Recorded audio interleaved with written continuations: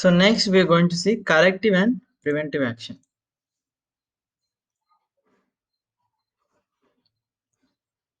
So the actions in the process taken when there is an undesirable situation in the organization. So what is undesirable situation?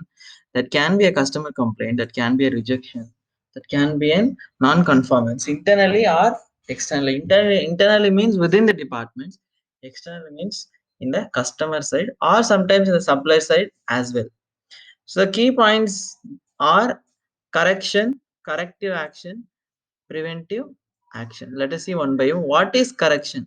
It is an immediate action that shall be taken to solve the present situation. For example, a lot has been rejected for the dimension. So what is a correction action? As of now, segregate with the micrometer or segregate with the gauge. That is an correction action. Next, what is corrective action? Corrective action is defined as finding out the root cause and adding a checkpoint in order to detect the root cause when it occurs. For example, a lot has been rejected for the dimension.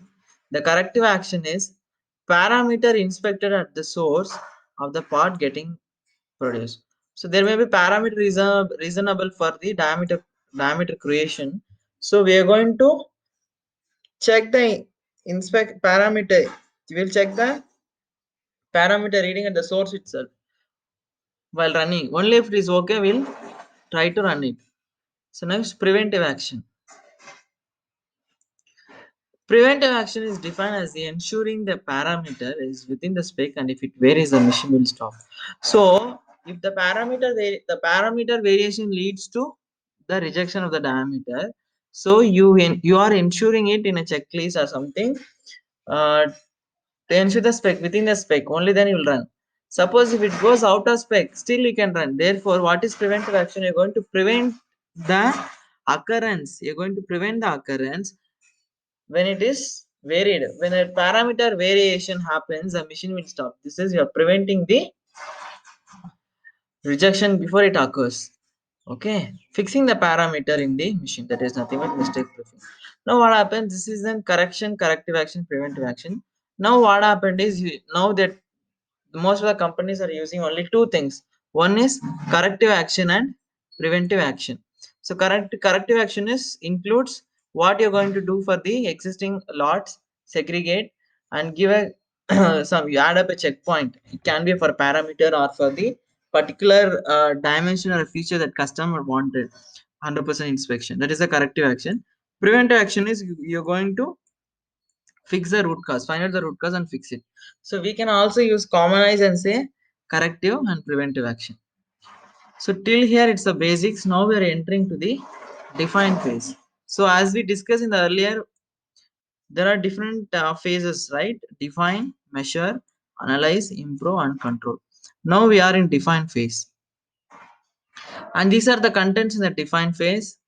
We are going to see in the define phase what is a problem, where is the problem, what is the extension of the problem, when is the problem initiated, then project title, project scope, impact on the customer, impact on the sales, then project summary sheet. Now, what is a problem? For example, there is a brief summary of the problem definition. This is a brief summary of the problem definition. For example, the dimension 4 plus or minus 1 mm is having CPK less than 1 and rejection around 5% in the process. Then where is the problem? This is a location or the machine that the part is getting manufactured. Correct? No, where is this particular problem is getting generated? For example, the dimension diameter 4 plus or minus 1 mm is getting processed in the turning machine. So this is the location of the problem getting generated. It is not in the inspection, it is in the manufacturing of the shaft itself. Now third point is what is the extension of the problem? Because of CPK less than 1 you are getting. What is the extent? Because of that, what are the effects that are happening? Now if you see if you see, because of the diameter 4 plus or minus 1 mm, getting CPK less than 1, we are getting 5% rejection, one thing. Then lead time to ship is 10K. is around 5 days it is taking, right? Then rejection value is around 15 lakhs. Then present CPK is 0.9. Man hour spent on rejection for 10K is 20 hours. That means for 10K some rejection will happen, no? To rework it or to give disposition, it takes 20 hours, man hour. Then present PPM is 50,000 per million. So this is an extension of the problem. When is a problem initiated? The period from when the problem started. For example, from date date the problem initiated. 1st Jan 2020 the problem initiated. CPK data at December 2019 it is 1.4. CPK data November it is 1.8. At October, November, December is more than 1. So number of days completed 60. So we're going to take two things. One is when the problem initiated and till date how many days are completed. Then we're going to select the project title. After defining the problem, we shall select the appropriate title for the project. Now what that, for example, in this case, what they've done, achieving CPCPK or CPK for the diameter. So we can take CPK. Achieving CPK for the diameter 4 plus 1 is more than 1.5. This is the project they have selected. Then project scope. The scope of the project shall have the improvement on the extension of the problem. For example, the project with achieving CPK 1.5 mm will lead to, this is a project title, right? Scope. What is the scope? When you achieve 1.5, what and all scope will happen? So we'll achieve dimension yield to 99%, eliminating the rejection value less than 50 lakhs, eliminate the extra man-hour rate less than 1 hour, reducing the lead time to ship 10K within 3 days, improving the CPK value to 1.5, reducing the PPM to 10,000, that is nothing but 1% defeat. So you wrote down the scope as well. Then project impact and the sales. After improvement, the sales value change shall be accounted. We need to account the sales value after you execute the project. The project with achieving CPK 1.5 will lead to sales value before the project, sales value after the project. So this one we can write down. Then project impact and the customer. After improvement, the impact and the customer we shall write down. Customer feedback before the project, customer feedback after the project.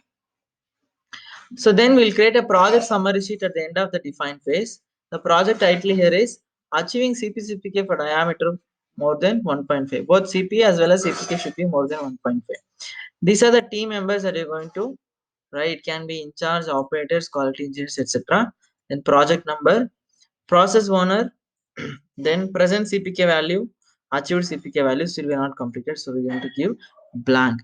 Present PPM, achieved PPM, present yield and achieved yield after the project, present man hour for 10K, achieved man hour for 10K, present lead time for 10K and achieved lead time for 10K, date of origin of the problem, till date number of days 60 days our example, customer feedback before the project and after the project customer feedback.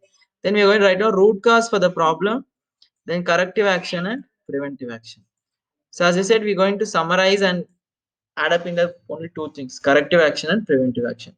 So this is a measure phase. Measure phase is nothing but you're going to define the problem, you're going to see what is the extension of the problem, what is the target that you're going to select, what is the goals or scope that you're going to select for the project.